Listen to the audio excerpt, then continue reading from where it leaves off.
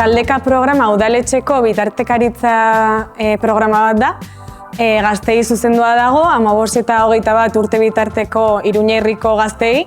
Eta programaren helburua da Iruñeko kultura eta artea nerabe hauei gerturatzea lantegi ezberdinen bitartez kurtsoan zehar.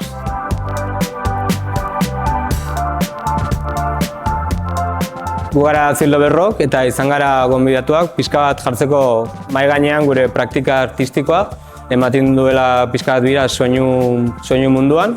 Eta orduan prestatu dugu tailer hau, azkenean egin duguna da ohikoa dugun gauza bat dela pintxatzea, erostea biniloak eta denon artean entzutea pixka bat.